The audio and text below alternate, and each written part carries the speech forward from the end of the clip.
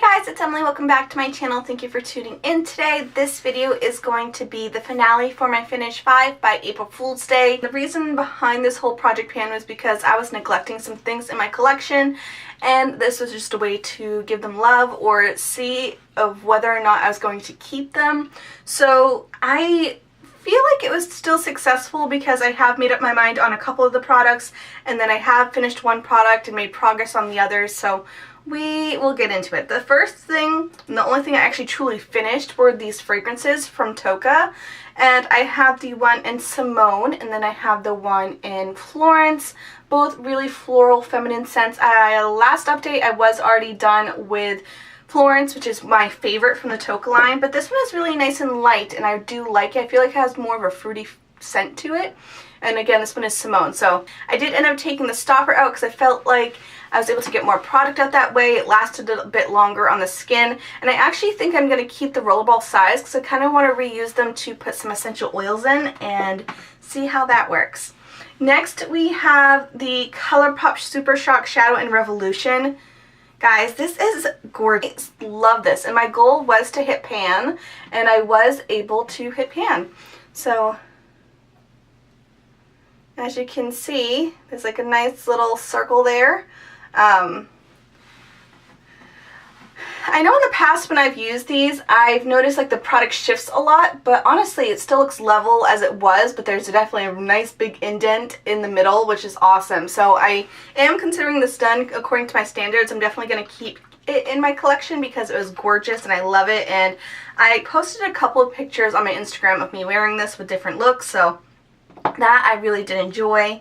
The next product is the Smashbox Photo Finish Primerizer. This was the reason behind this whole series. This was the reason behind this whole project pan because I forgot that I even owned this, and it is fantastic. As you can see, I did finish half of it, which is awesome. I wasn't expecting to finish the full thing, but I did give this tons of love. I finished half. I can see myself finishing this up within the next few months. Really hydrating, makes my skin look lovely underneath makeup. I also use it on days that I'm not wearing makeup and I just need like a little bit of hydration because this does have hyaluronic acid in there, so it is hydrating. I really do enjoy that, and yeah, absolutely love that one. The next product is something I have mixed feelings about. So this is the Dior Forever Compact. And my issue with putting it into this project pan was that it was the wrong shade. So I didn't use it a lot at all, really. I was able to use it some. The embossing is no longer there, which it used to be. Mine came like this, by the way, because I used to work at Sephora, and this was gratis. I have a couple of these. So my issue is that I have the e.l.f. finishing powder in Fair to Light.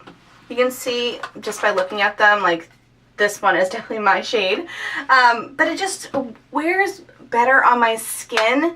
I've noticed a lot that the Dior one seems to be patchy sometimes. I feel like there's a lot of unevenness, and it just looks more makeup-y compared to this super affordable $4 one. So I think I've decided that this powder is no longer my cup of tea. I have two of them, so I will keep one, whichever one is in the best shape. And I will see how my skin is during the summer. Maybe when I'm have a little bit more color, this color works a little bit better. So that's what my thing, I think that's what I'm going to do. That is what I'm going to do. I'll get rid of the one that is in the worst shape, and then I'll keep the newest one so that way I can test it out in a few months when I have more color. But honestly, I've just been so happy with this e.l.f. one, and they work the same. So that's just how it is. Finally, we have the 100% Pure Lip and Cheek Trio. I have the shade in Cocoa Berry, and I hadn't used this a ton before this project pan. It is almost completely full. I kind of didn't even care about this product. I'm sorry, but I put it in here to see whether or not I wanted to declutter it, and I am going to declutter this because it just doesn't wear well. I've used it on my lips, but it's a little bit too drying. It like dries out my lips, but then the color goes away, but then my lips are dry. So I feel like that just isn't what I want in a lip product.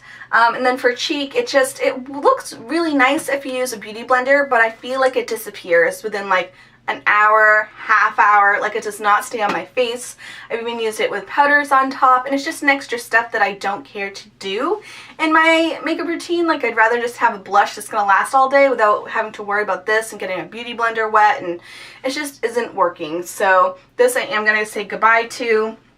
And again, I didn't finish all the products, but I did give a lot of love to the products that I liked, and then I did decide whether or not to keep a couple of the products that I've kind of been neglecting, having on the fence.